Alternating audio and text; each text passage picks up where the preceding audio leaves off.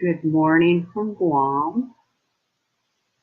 And I have a cat who keeps walking around the chair that I've got the laptop settled in. I'm afraid he's going to knock it over.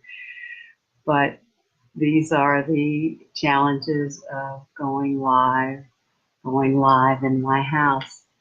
So, hi, Anne. You're so cute. Thanks for coming.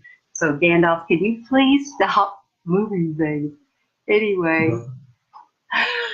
glad to see you. So I have one witness. So I'm in my kitchen, and because I don't want to walk around with a camera, I have decided that, I will just do whatever movement I can here. And let's just think about the kitchen. How often are we in the kitchen? Are we in it often? I mean, I think we are. I think we bring our groceries in, put them in the refrigerator, which is over here in my case. This is uh, one of the houses that I have more um, space to put stuff, and so instead of being completely organized, of course, there's more stuff in the kitchen. But I'm coming to you from my imperfect and not so clean kitchen, of course. I could spend hours cleaning the kitchen. It's a little bit tidy, but not as tidy as I like. And even I don't have young children anymore. So what is my excuse? My excuse is I like to do other things. So I got inspired to do the kitchen because Ori gave me a little bit of challenge. And the other day I had spilled spirulina on the floor. So it was nasty. It was everywhere. And so I had this little rag, and I just started to, play with the movement with and it's actually good for me to do it now since the floor has a little bit of wetness to it. And so, we don't have to go the normal mop route. Is we can just, bring our foot onto some kind of rag and clean up the floor. And this made it a lot more fun because ever since I broke my wrist, I've been a little bit more, less coordinated or feeling less coordinated. And so my wrist, sometimes I don't hold, objects quite as well as before the break. And so when there was this mess at first, I'm like, oh, I don't want to spend time cleaning the mess. But then because I was inspired by Ari asking me to do one in the kitchen, I began to just play with that green spirulina all over the floor and dance around and then, put it in the sink, rinse it out. And so right now I'm actually getting quite a bit of dirt off because I have these tile floors now, which means things break more easily, which I've lived in houses in Italy and Sicily where I had tile and I had, I had marble floors, so you can imagine things break. So because I've moved and shifted and lived in a lot of different houses, I really do have to be, thoughtful about that, about what I'm holding in the kitchen, whether it's breakable. But anyway, so one of the movements, of course, is playing with the legs, and you're still doing something in the kitchen. Now, you don't have to be just coming into the kitchen to clean the kitchen. You might be just making a cup of tea, and because I do have a cup of tea here handy, and I can drink a sip. One of the things we might do in here often is make tea. So sometimes we're waiting for the kettle to boil, or if we were old-fashioned and had the kettle on the stove, which might take longer since I now have electric, which saddens me deeply. I like my gas. I was always inspired with my yoga teacher to do things on the kitchen bench. So one thing for me I liked was bringing the elbows together, hands together, and just getting a really good shoulder stretch. So that's one of the things I like to do. And of course you can add other body parts to it. And the other pose we thought was always kind of funny to do was to put the leg up And I mean, of course, this could be a little bit high. You know, some kitchen benches are a little bit lower, but you can do stretches. And in this case, see, I've got the other side of the kitchen that I can really get a twist in if I want that.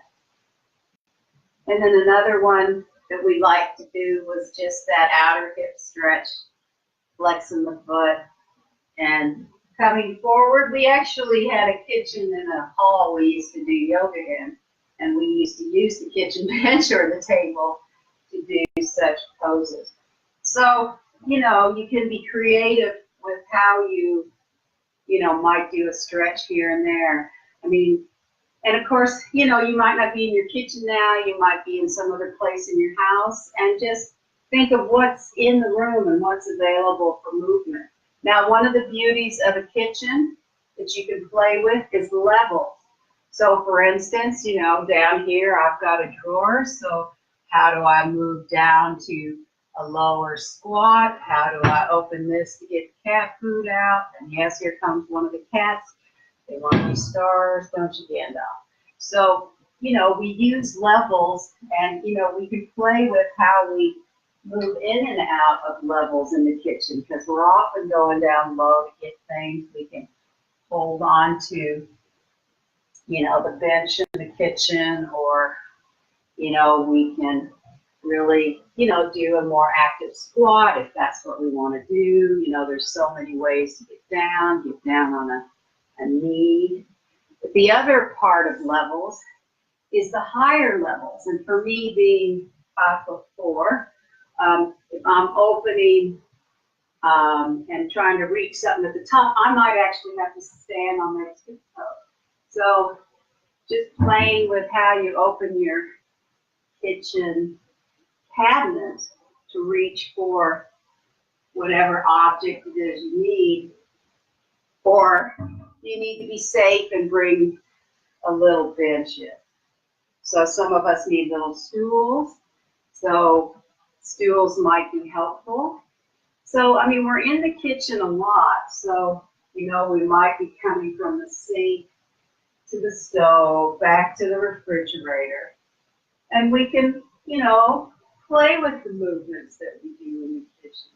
You know, how can you play with the movements?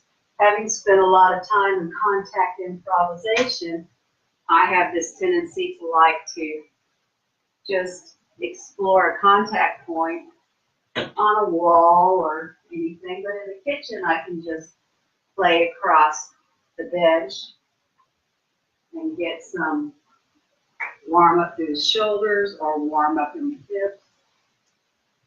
And, you know, I have stretches I can do because of the way that my kitchen is set up. And of course, I can do the leg to the side and then bring the leg to the other side, since my kitchen is designed this way. Your kitchen may be so different. And, you know, remember those galley kitchens, like on a ship, it might be quite narrow. So you play with how do you narrow in that space? How do you accommodate the fact that it's only so wide, and, you know, so maybe it's a little bit more efficient bringing things down that you're working in. And there's so many movements we do in the kitchen, from, you know, cutting things, from cooking things on the stove. And you can just put on music and allow yourself to, you know, dance through those motions, and even, you know, through cleaning or just making your cup of tea. And I'm going to have a sip of my tea. There's a lot you can do in the kitchen. And so I encourage you to play around with what you can do in the kitchen. I'm just playing with movement in the kitchen, because I just came from the swimming pool, I'm trying to stretch my legs. The show's on there too. Hi. So, like, I can really press into, because of just the way that my kitchen is designed, I can really press my arms into it and really stretch my legs. And you know, play with movement like that. I can play with some balancing if I want to. And of course, if you are cooking, you are wanting to be careful with getting burnt. And then some of us, we happen to have a dishwasher, but sometimes it breaks down. You know, when we're washing the dishes, I find it quite meditative to look out, because I can go see outside my window and see the nature and the coconut trees and the case of Guam and some of my plants. So water can be quite, you know, just turn a little on, can be quite healing. So you can, you know, really slow yourself down when you're washing dishes. You can really allow the water to just nourish you as you wash the dishes, and you can slow down your breath with that. So there's many things you can do here, and because Aurique has inspired me to be here, I'm in the kitchen today. So it just depends on how big your kitchen is. Some people have a big kitchen where there's a table in the middle of it. So then you might be using your table. And of course, our dining room table acts as a bit of a desk. So things accumulate on there. And then we need a massive cleanup if we're having people over to eat. I'm just wandering now about, you know, other ways, but definitely levels are such a great way to play in the kitchen, because we do have our cabinets. We, you know, in the case of this kitchen, here's my tea cabinet, you know, so we've got all these cabinets that we might have to reach up and bring things down. And if we really play with, you know, coming from the core when we reach up and get things, it really, you know, helps. So, I mean, it's not about coming in the kitchen and doing movement just because it's better to walk on the, you know, use the stairs instead of take the elevator. It's just knowing that, you know, you can really enjoy your kitchen. You spend a lot of time in your kitchen. So how do I move in and out of the kitchen? My kitchen has sort of two entryways, one from the front that goes by the pantry and in, and then the other from the dining room, which is the view that you have. And so, you know, you can play with how you come in and enter, how you organize putting your groceries down, how you put it in the fridge or in the pantry, whichever way you go. And so you can always have little transition moments in between tasks that you do in the kitchen. And for me, of course, having this broken wrist, I am still doing a lot of things to get mobility back into it. And so for me, something like placing the hand, putting a little more weight onto the kitchen bench is, you know, things that I'm going to do. I might come back and forth like that. So most places I've lived, or particularly the last house in New Zealand, I had a nice kitchen bench to play off of and do stretches, leg stretches. So confined spaces are really interesting to explore movement. So, you know, allow yourself, you know, just give yourself a few minutes and just allow yourself to explore whatever kinds of movement you might want to explore in your kitchen. And then you might get some creative ideas. Sometimes I look around and I see what needs to be cleaned or what needs to be put away or whatever. But, you know, that's not the only reason for using your kitchen.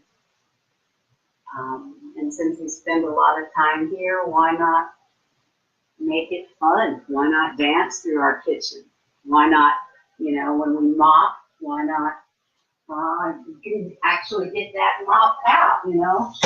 Why not, you know, make it a more interesting movement when we mop the floor and really, you know, really use our weight, really use our core. Why not, right?